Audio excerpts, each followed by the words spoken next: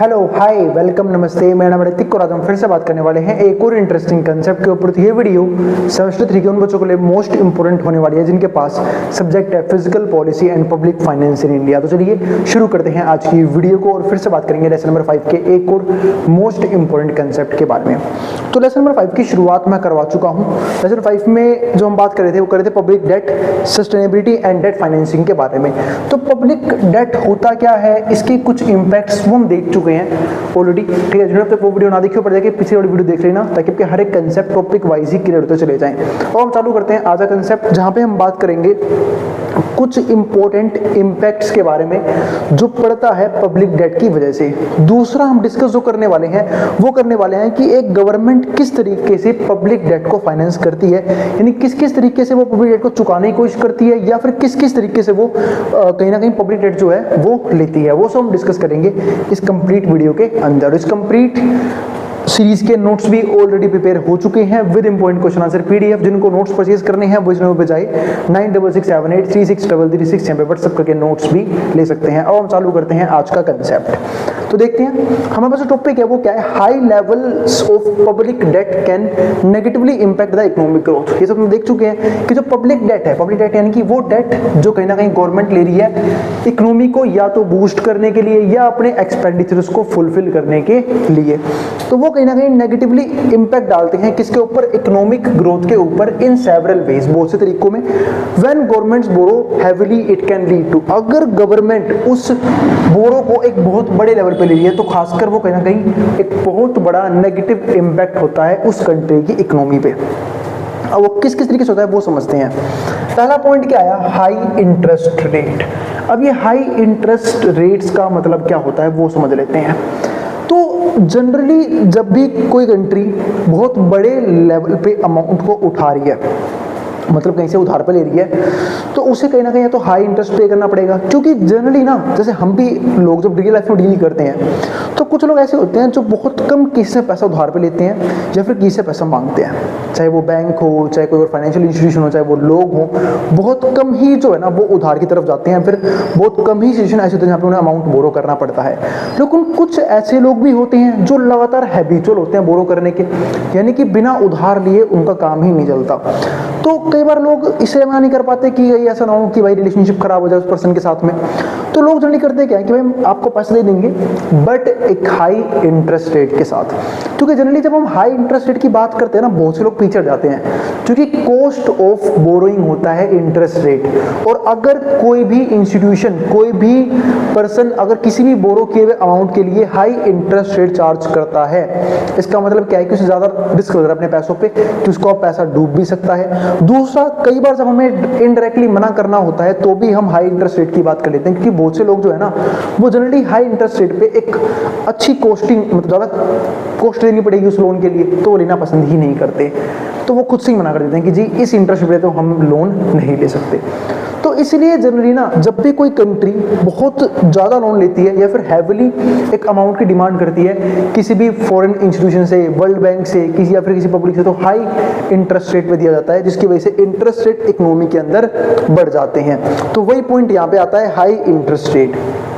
इसका मतलब क्या है, एज गवर्नमेंट बोरोइंग इंक्रीजेस, जैसे जैसे गवर्नमेंट की जो बोरोइंग है वो इंक्रीज होगी, it can drive up interest rate, तो वैसे वैसे इंटरेस्ट रेट ऊपर जाता चला जाएगा किसी भी इकोनॉमी के अंदर। This makes it more expensive, जिसकी वजह से ये चीज और ज्यादा एक्सपेंसिव हो जाती है कि हम फर्दर लोन ले पाए फॉर बिजनेसेस एंड इंडिविजुअल्स। किन के लिए, बिजनेस के लिए और इंडिविजुअल के लिए वो लोन ले पाए to borrow money, which can slow down spending and investment, जिसकी वजह से स्पेंडिंग भी कम होती है, इन्वेस्टमेंट भी कम होती है। कैसे कम होती है अभी समझाता हूँ। पहले हमने क्या देखा कि जब भी इंटरेस्ट रेट जो है वो बढ़ेगा तो इकोनॉमी के नेगेटिव पॉइंट क्या आएगी कि एक तो जो प्रोड्यूसर है वो इन्वेस्ट करना बंद कर देंगे, जो कंज्यूमर है वो खर्च करना बंद कर देंगे। क्योंकि देखो कहीं ना कहीं जो इन्वेस्टर है या फिर जो प्रोड्यूसर है वो भी लोन पे डिपेंडेंट रहते हैं अपनी इन्वेस्टमेंट को लेके। अगर किसी प्रोड्यूसर को अपना बिजनेस एक्सपेंड करना है, उसके पास सफिशिएंट अमाउंट में पैसा नहीं है, तो वो कहीं ना कहीं कोशिश करेगा उसे कहीं ना कहीं से लोन मिल जाए, वो भी चीप रेट ऑफ इंटरेस्ट पे। लेकिन दिक्कत क्या है, गवर्नमेंट ने पहले ही इतना ज़्यादा लोन ले रखा है कि अब चीप रेट पे लोन मिलना इम्पॉसिबल है। और हाई रेट इंटरेस्ट के केस में होता क्या है कि अगर वो प्रोड्यूसर अगर अपने बिजनेस को एक्सपेंड करना चाहता है, इन्वेस्टमेंट और ज़्यादा बढ़ाना चाहता है, तो उसे लोन पे पैसा चाहिए। लेकिन लोन की जो कीमत है, इनकी जो इंटरेस्ट रेट है, जिसको हम बोलते हैं कॉस्ट ऑफ बोरिंग, अगर वो महंगी आ रही है तो इसका मतलब क्या है कि वो कहीं ना कहीं पीछे हट जाएगा इन्वेस्टमेंट करने से, रिस्क लेने से, है ना। वही सेम चीज़ होती है कंजप्शन के साथ। कई बार एक कंज्यूमर जो है ना, वो कंजप्शन करने के लिए क्या करता है, लोन लेता है। जैसे हम अलग अलग गुड्स और सर्विस बाय करते हैं, तो कई बार हमें वो कुछ गुड्स और कुछ सर्विस के लिए लोन लेना पड़ता है, यानी कि बैंक से पैसा लेना पड़ता है। और अगर हमें उस चीज़ के बदले ज़्यादा इंटरेस्ट रेट देना पड़े तो हम वो लोन नहीं लेते हैं। तो वही सेम चीज़ है यहाँ पे कि लोन लेने की वजह से स्पेंडिंग भी लोग बंद कर देते हैं, इन्वेस्टमेंट भी लोग बंद कर देते हैं। इसलिए आपने देखा होगा, अगर कभी भी किसी इकोनॉमी के अंदर इन्वेस्टमेंट कम हो गई है या फिर जब हम बात करते हैं स्पेंडिंग कम हो गई है, तो गवर्नमेंट जो है ना वो समझती है कि हमें मनी सप्लाई इंक्रीज कर देनी चाहिए। और मनी सप्लाई इंक्रीज कैसे होती है, इंटरेस्ट रेट को कम करके, ताकि लोगों को लोन लेना सस्ता लगे, लोग लोन ले, पैसा ले उधार पे और उसे कंजप्शन में यूज करे, जिस तरीके से स्पेंडिंग बढ़ाई जा सकती है, स्पेंडिंग भी और इन्वेस्टमेंट भी। तो लेकिन इस केस में ऐसा नहीं हो पा रहा, क्योंकि गवर्नमेंट ने ऑलरेडी इतना डेट ले रखा है, जिसकी वजह से इकोनॉमी का इंटरेस्ट रेट बहुत बढ़ चुका है, जिस चीज़ की वजह से हम ये चीज़ कह सकते हैं कि गवर्नमेंट के लिए लोगों के लिए लोन लेना बहुत मुश्किल हो गया, जिसकी वजह से स्पेंडिंग भी गिरती है और इन्वेस्टमेंट भी कम हो जाती है। दूसरा पॉइंट क्या आता है हमारे पास यहाँ पे, क्राउडिंग आउट प्राइवेट इन्वेस्टमेंट, यानी कि प्राइवेट इन्वेस्टमेंट दूर हटना चालू कर देते हैं। वो समझते हैं कैसे, व्हेन गवर्नमेंट बोरो मोर, जब गवर्नमेंट ज़्यादा पैसा उधार पे लेगी, it leaves less money available for private sector, तो प्राइवेट सेक्टर के लिए वो पैसा जो है ना इन्वेस्ट करने के लिए बहुत कम बचेगा, क्योंकि गवर्नमेंट ने जनरली पैसा उधार पे ले लिया है खुद की कंजप्शन के लिए या फिर खुद की इन्वेस्टमेंट के लिए, जो भी चीज़ गवर्नमेंट ने करनी है। तो ज़्यादातर मनी सप्लाई तो गवर्नमेंट ने खुद ले ली, और जब मनी सप्लाई गवर्नमेंट ने खुद ले ली तो प्राइवेट सेक्टर के पास इतना सफिशिएंट अमाउंट होगा ही नहीं कि वो इन्वेस्टमेंट कर पाए, जिसकी वजह से वो कहीं ना कहीं धीरे धीरे बाहर जाना शुरू कर देंगे उस इकोनॉमी से, उस इंडस्ट्री से। तो this crowding out effect can hamper business growth, जिसकी वजह से बिजनेस ग्रोथ कहीं ना कहीं हैम्पर होती है। एंड जब बिजनेस ग्रोथ ही नहीं होगी, इन्वेस्टमेंट ही नहीं करेंगे प्रोड्यूसर्स, नई बिजनेस सेटअप नहीं होंगे, तो कहीं ना कहीं क्या होगा, जॉब क्रिएशन भी खतरे में आ जाएगी, यानी कि लोगों को जॉब मिलनी बंद हो जाएगी। और हम सब जानते हैं कि अनएम्प्लॉयमेंट अकेला काफ़ी है एक इकोनॉमी को तंग रखने के लिए। आज हम क्या बोलते हैं कि इंडिया में एक सबसे बड़ी दिक्कत, सबसे बड़ी प्रॉब्लम क्या है, गरीबी नहीं है, अनएम्प्लॉयमेंट है। क्योंकि अगर एम्प्लॉयमेंट मिलती सब लोगों को, जो लोग काम करना चाहते हैं, तो सिंपल सी बात है, गरीबी अपने आप ही दूर होना शुरू हो जाती। तो वही चीज़ यहाँ पे है कि जॉब क्रिएशन बंद हो जाएगी, बिजनेस ग्रोथ करना बंद कर देगा। सिर्फ किस चीज़ की वजह से, जो गवर्नमेंट ने एक ह्यूज अमाउंट अपने यूज के पर्पज से उधार पे ले रखा है। तो कंपनीज में हैव ट्रबल ऑब्टेनिंग लोन्स, तो कंपनियों के लिए लोन्स लेना मुश्किल हो जाएगा। टू बिल्ड न्यू फैक्ट्रीज, मतलब वो नई फैक्ट्रीज के लिए लोन नहीं ले पाएंगे। बाय इक्विपमेंट भी नहीं खरीद पाएंगे, क्योंकि पैसा ही नहीं है भाई लोन लेने के लिए। जब लोन लेने के लिए पैसा ही नहीं है, तो ना आप अपनी टेक्नोलॉजी को एडवांस कर सकते, ना ही अपने इनोवेशंस लेके आ सकते, ना ही हम फर्दर इन्वेस्ट कर सकते हैं, invest in research and development, यानी कि सब कुछ स्लो डाउन हो जाएगा सिर्फ एक चीज़ की वजह से, क्योंकि गवर्नमेंट ने सारी मनी सप्लाई कंट्रोल कर रखी है और सारा पैसा खुद ही लोन पे ले रखा है। तो ये हो गया दूसरा नेगेटिव इम्पैक्ट। तो ये सारे कहीं ना कहीं डिसएडवांटेजेस हैं। एडवांटेज की बात तो मैं प्रीवियस टॉपिक में कर चुका हूँ, जहाँ पे मैं पब्लिक डेट को एक्सप्लेन किया था। अब तीसरा पॉइंट आता है, वो कहता है हायर इन्फ्लेशन। इन्फ्लेशन भी बढ़ेगा। अब इन्फ्लेशन कैसे बढ़ेगा वो समझते हैं। If governments print more money to pay off high debt levels, it can suffer higher inflation। अब ये चीज समझते हैं, काफी इंपॉर्टेंट पॉइंट है।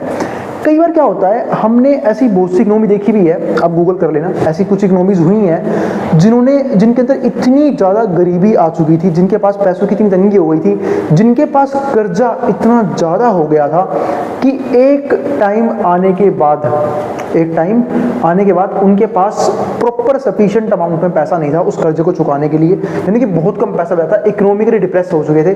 शायद जर्मनी है एक ऐसी कंट्री, है ना, जहाँ पे आप एक बार कर लेना गूगल, शायद इसको कंफर्म तो नहीं हूँ मैं, हाँ शायद जर्मनी है, शायद ये टाइम वर्ल्ड वॉर के टाइम की बात है, ठीक है, उस टाइम पे।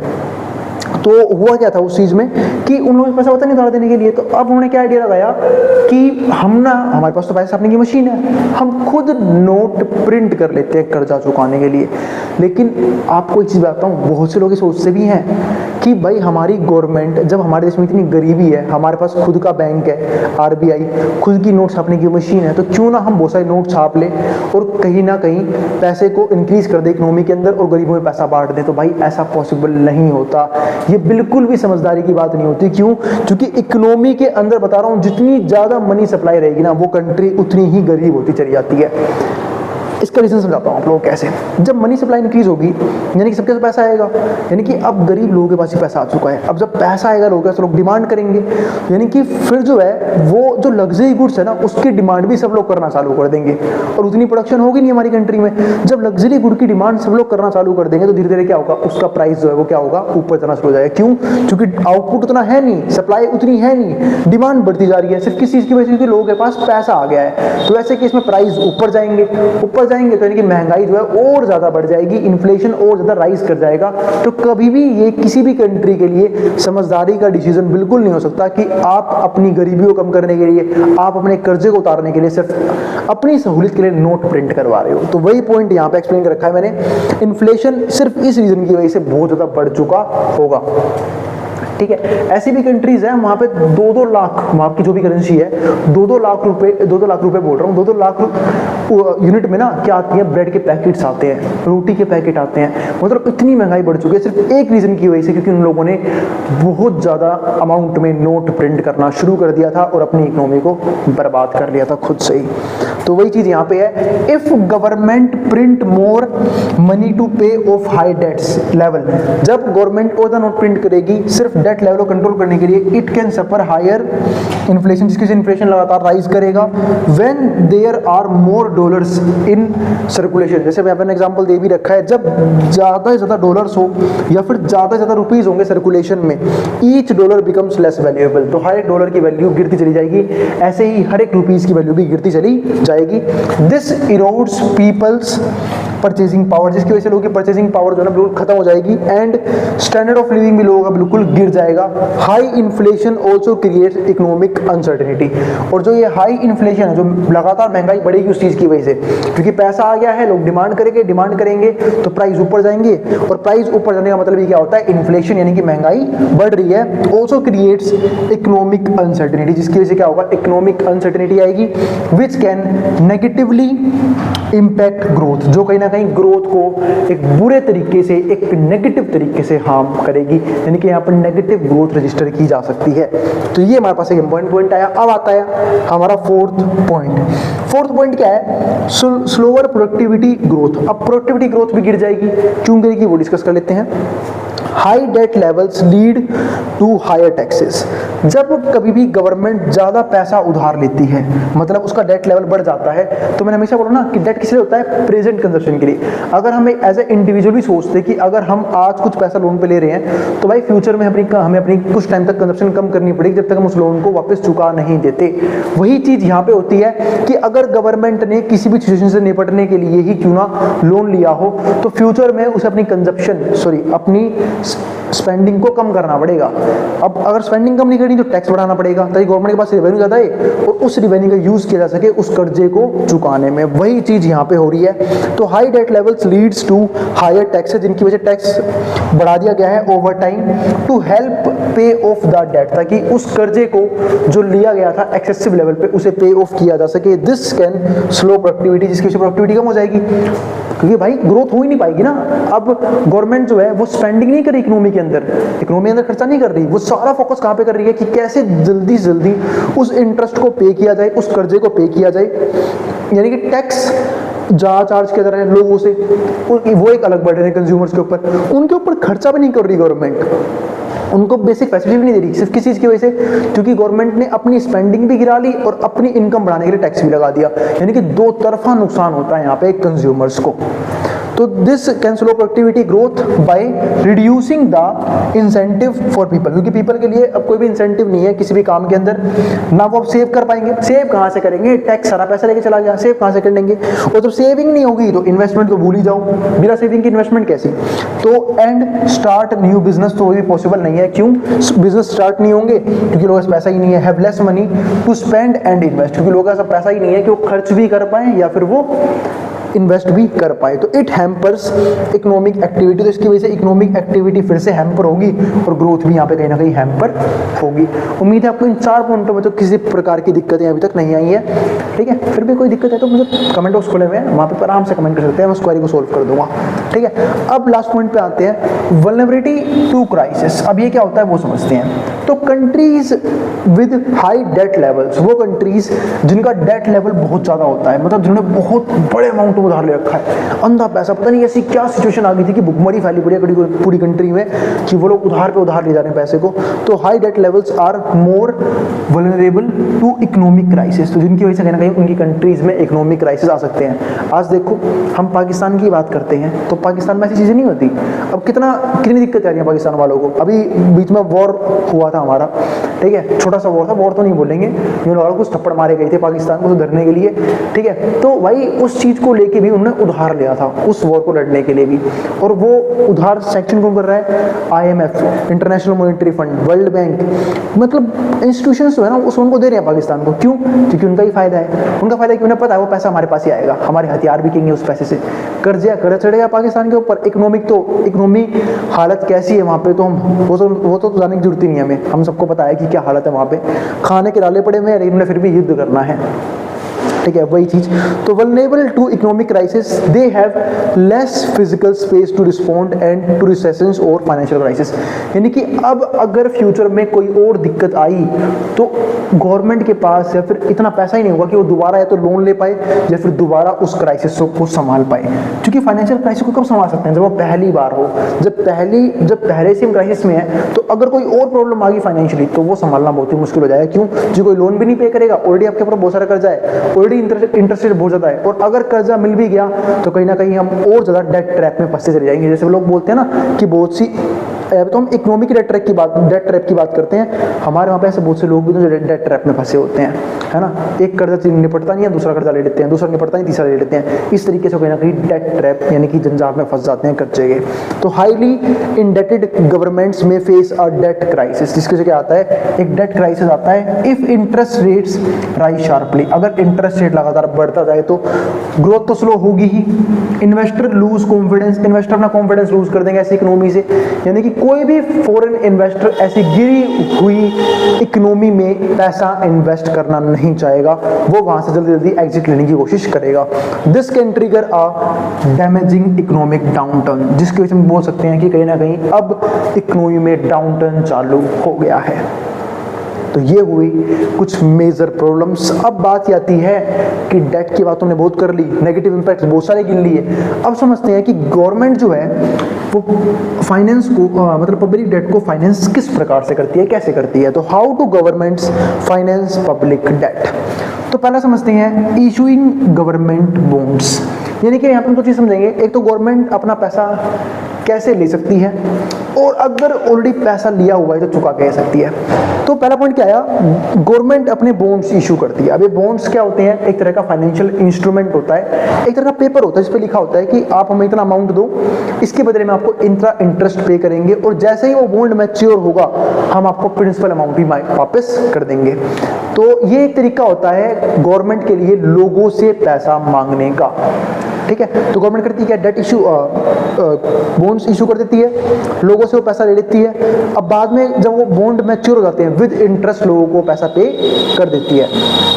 ऐसा जनरली 2 सिचुएशन में किया जाता है। पहला, या तो गवर्नमेंट को पैसा उधार चाहिए, वो भी लोगों से चाहिए, तो गवर्नमेंट लोगों से पैसा उधार लेने का एक तरीका होता है। एक दूसरा एक तरीका ये भी होता है गवर्नमेंट का कि अगर इकोनॉमी के अंदर मनी सप्लाई बहुत ज़्यादा है, यानी कि लोगों के पास बहुत फालतू पैसा है, मार्केट में बहुत ज़्यादा पैसा सर्कुलेट हो रखा है, जिसकी वजह से डिमांड लगातार बढ़ रही है, डिमांड की वजह से प्राइस बढ़ रहा है, प्राइस की वजह से इन्फ्लेशन राइज कर रहा है, तो ऐसे केसेस में भी गवर्नमेंट मनी सप्लाई को कंट्रोल करने के लिए कहीं ना कहीं बॉन्ड्स इशू करती है ताकि उस पैसे को अपने शिकंजे में लिया जा सके, क्योंकि लोग इन्वेस्टमेंट की लालच में आकर उस पैसे को गवर्नमेंट को दे देंगे और कुछ टाइम के लिए मनी सप्लाई कम हो जाएगी, जिसके जरिए इन्फ्लेशन कंट्रोल किया जा सकता है। क्योंकि इन्फ्लेशन कंट्रोल करने के दो ही जैसे मेजर तरीके होते हैं, या तो आरबीआई और गवर्नमेंट बोले एक काम करो आरबीआई फटाफट भाई इंटरेस्ट रेट जो है ना राइज कर दो, ताकि लोग लोन लेना महंगा पड़े, लोग लोन पे पैसा नहीं लेंगे। अब जब लोग लोन पे पैसा नहीं लेंगे तो कहीं ना कहीं लोगों से पैसा नहीं होगा तो कंजप्शन अपने आप ही कम हो जाएगी, यानी कि इन्फ्लेशन कंट्रोल किया जा सकता है। या फिर एक तरीका ये भी होता है इन्फ्लेशन कंट्रोल करने का। लेकिन फिलहाल हम बात कर रहे हैं डेट की, तो गवर्नमेंट बॉन्ड्स को एक पब्लिक डेट इंस्ट्रूमेंट की तरह भी यूज करती है। तो ये तो हो गया पहला पॉइंट कि गवर्नमेंट बॉन्ड्स को किन किन केस में इशू कर सकती है, या फिर उधार लेने के लिए गवर्नमेंट इसे कैसे इशू करती है। और एक बात और, अगर गवर्नमेंट ने ऑलरेडी किसी फाइनेंशियल इशू से पैसा ले रखा है और उसके ऊपर कोई बर्डन आता है कि वो पैसा गवर्नमेंट को चुकाना हो, तो भी गवर्नमेंट इस केस में बॉन्ड्स इशू करके लोगों से पैसा ले सकती है ताकि वो उस पैसे को यूज करे उधार चुकाने के लिए, वो भी किसी फॉरेन इंस्टीट्यूशन का, वर्ल्ड बैंक का या फिर किसी भी अनदर इंस्टीट्यूशन का। तो इस केस में भी गवर्नमेंट बॉन्ड्स को इशू कर सकती है। दूसरा पॉइंट हमारे पास क्या आता है, taking loans from foreign markets. ये तो बात हम करें उधार लेने की, भाई उधार कैसे ले सकती है, तो गवर्नमेंट जो है वो लोन लेती है किससे, फॉरेन मार्केट से। फॉरेन मार्केट यानी कि किसी या तो किसी दूसरी कंट्री से हेल्प मांगेगी, यानी कि फॉरेन कंट्री से हेल्प मांगेगी, या फिर गवर्नमेंट जो है वो कहीं ना कहीं वर्ल्ड बैंक के पास जा सकते हैं कि जी हमें कुछ पैसे की जरूरत है, हमारे वहाँ ये फाइनेंशियल प्रॉब्लम आ रखी है, तो आप हमारी कुछ टाइम के लिए पैसे में हेल्प कर दीजिए, हम आपको ये पैसा इंटरेस्ट के साथ इस टाइम तक वापस कर देंगे। तो ये भी एक तरीका होता है। तो taking loans from foreign markets, foreign market से पैसा उधार लिया जा सकता है। तीसरा पॉइंट हमारे पास यहाँ पे क्या आता है, इंक्रीजिंग टैक्सेस। अब यानी कि टैक्स कैसे इंक्रीज कर सकती है, तो मैंने बोला ना कि जब भी किसी तरह की फाइनेंशियल प्रॉब्लम आएगी तो गवर्नमेंट लोन तो ले लेगी, लेकिन एक लॉजिक वाली बात है, गवर्नमेंट ने लोन किस बेस पे लिया है, क्योंकि उसे पता है कि गवर्नमेंट इस देश के लोग जो है ना उस लोन को चुकाने में हेल्प करेंगे। अब जैसे कोविड मान लो, हो सकता है गवर्नमेंट ने लोन लिया हो, जैसे लिया भी है गवर्नमेंट लोन लिया हो, ठीक है, अब गवर्नमेंट लोन लिया, वो इंटरेस्ट भी जा रहा है, लोन की रिपेमेंट भी करनी है। अब कोविड सिचुएशन से हम बाहर आ गए, अब गवर्नमेंट क्या बोलेगी कि भाई एक ऐसा टाइम था जब बुरा वक्त था तो हमने पूरी कंट्री को सपोर्ट किया था, अब हमें कंट्री के हर एक लोगों की सपोर्ट की जरूरत है, हम टैक्स रेट को थोड़ा सा और ज्यादा इंक्रीज कर रहे हैं, तो आप लोगों को वो टैक्स हमें देना पड़ेगा, जिसके जरिए हम जो भी कर्जा है वर्ल्ड बैंक वगैरह का वो वापस पे कर पाएंगे। तो इसलिए गवर्नमेंट जो है टैक्स को इंक्रीज कर देती है। और जब भी टैक्स इंक्रीज होता है, हम सब ये बात जानते हैं कि लोगों की डिस्पोजेबल इनकम कम हो जाती है। जिनको डिस्पोजेबल इनकम नहीं पता बता देता हूँ भाई, इनकम माइनस टैक्स जो है ना वो होती है डिस्पोजेबल इनकम, YD बोलते हैं हम इसे। क्योंकि इनकम तो वो होता है जो भी हमने कमाया, लेकिन सारी तो हमारी इनकम होती नहीं है, हमें उसमें से गवर्नमेंट को टैक्स भी देना पड़ता है। तो जो हम गवर्नमेंट को टैक्स दे देते हैं तो जो बाकी बच गई वो होती है वो इनकम जो हम अलग अलग गुड्स और अलग अलग सर्विस को कंज्यूम करने में खर्च कर सकते हैं, इसको बोलते हैं डिस्पोजेबल इनकम, और वो हमेशा निकलती है इनकम में से टैक्स माइनस करने पर। ठीक है, तो ये चीज़ हो गई इंक्रीजिंग टैक्सेस। तो टैक्स को इंक्रीज करके गवर्नमेंट कहीं ना कहीं जो है वो डेट ले सकती है, इनकी पैसा ले सकती है, या फिर उस पैसे को चुका भी सकती है इन फ्यूचर। जैसे आज लोन ले लिया जब लोगों को जरूरत थी, जब लोग बुरे कंडीशंस में थे, जब कंट्री बुरे कंडीशंस में थी, और फिर उस लोगों को उस लोन को कवर करने के लिए गवर्नमेंट ने टैक्स बढ़ा दिया, और फिर जो भी टैक्स का पैसा आया, एक्स्ट्रा पैसा, उसे लोन चुकाने में या फिर उसका इंटरेस्ट देने में लगा दिया। तो ये एक पॉइंट हो सकता है। इसके अलावा जो फोर्थ पॉइंट है वो क्या आता है, कटिंग स्पेंडिंग।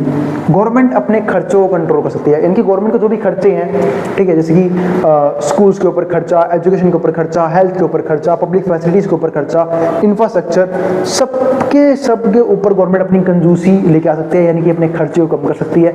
लेकिन इससे जो है ना लोगों को बहुत नुकसान होगा, क्योंकि एक तो उनका टैक्स रेट बढ़ा दिया गया, ऊपर वाले पॉइंट में हमने पढ़ा, तो टैक्स ज्यादा पे करना पड़ रहा है। दूसरा, गवर्नमेंट खर्चा भी नहीं करेगी तो भाई सिंपल सी बात है, घर कैसे चलेगा, पब्लिक फैसिलिटी कैसे मिलेंगी हमें। तो यहाँ पे लोगों को होता है दो तरफा नुकसान, कि एक तो उनकी डिस्पोजेबल इनकम कम कर दी, जिसके जरिए वो कुछ गुड्स और कुछ सर्विस ज्यादा एंजॉय कर पाते। दूसरा, जो गवर्नमेंट खुद खर्चा करती थी लोगों को फैसिलिटीज देने में, गवर्नमेंट ने वो भी कम कर दिया, जिससे होता है लोगों का एक बहुत बड़ा नुकसान, यानी कि इकोनॉमी में डाउन टर्न देखने को मिलता है इसी पॉइंट से। तो कटिंग स्पेंडिंग। इसके अलावा फिफ्थ पॉइंट क्या आता है, प्रिंटिंग मोर मनी। इसके ऊपर तो बात मैंने कर ही ली कि भाई गवर्नमेंट प्रिंटिंग मनी को प्रिंट करके भी अपने पब्लिक डेट को कंट्रोल कर सकती है, फिर अपने पब्लिक डेट को फाइनेंस कर सकती है, लेकिन मनी को प्रिंट करना कभी भी एक अच्छा आइडिया नहीं होता। इसलिए ज़्यादातर इकोनॉमिस्ट ये बोलते हैं कि अगर आपको अपने डेट को मैनेज भी करना है, पहली बात तो डेट को इतना ही लो जो कंट्रोल वे में हो, जिनको वापस करना पॉसिबल हो। कभी भी एक ह्यूज अमाउंट सिर्फ किसी कंट्री की बुरी हालात की वजह से या फिर किसी कंट्री में इन्वेस्टमेंट के पर्पज से नहीं लेना चाहिए। लोन इतना ही लेना चाहिए जिसको चुकाना पॉसिबल हो। तो वही बात बहुत से इकोनॉमिस्ट बोलते भी हैं, क्योंकि कभी भी अगर ऐसी नो बताई कि हमें ज़्यादा अमाउंट या फिर ज़्यादा मनी को प्रिंट करने की जरूरत पड़ रही है, तो वो कभी भी इकोनॉमी के लिए एक अच्छी बात नहीं हो सकती है। इससे कहीं ना कहीं इन्फ्लेशन राइज ही करेगा और लॉन्ग टर्म में इकोनॉमी को बहुत बड़े लेवल पे हार्म होगा। तो ये सारे हमारे कुछ पॉइंट्स हो गए जहाँ पे मैंने ये देखा कि कौन कौन से हैवी इम्पैक्ट्स हो सकते हैं पब्लिक डेट की वजह से। दूसरा हमने ये भी देखा कि गवर्नमेंट जो है वो पब्लिक डेट को फाइनेंस कैसे करती है। तो ये दो टॉपिक्स थे आज के। अब हम मिलेंगे अगली वीडियो में अगले टॉपिक के साथ, जहाँ पे हम बात करेंगे नेक्स्ट कंसेप्ट्स के बारे में। और अगर भाई वीडियो पसंद आई हो तो वीडियो को लाइक किए बिना मत जाना और चैनल को सब्सक्राइब भी कर देना ऐसी वीडियोज़ के लिए। उन बच्चों में शेयर भी कर देना जिन बच्चों का एग्जाम होने वाला हो सेम सब्जेक्ट का। अब हम मिलेंगे अगली वीडियो में। नोट्स के लिए आप इस नोट पर जाके व्हाट्सएप के नोट्स ले सकते हैं। अब इसको जो उतारना उतार सकता है मैट्रॉन बोर्ड के सामने से।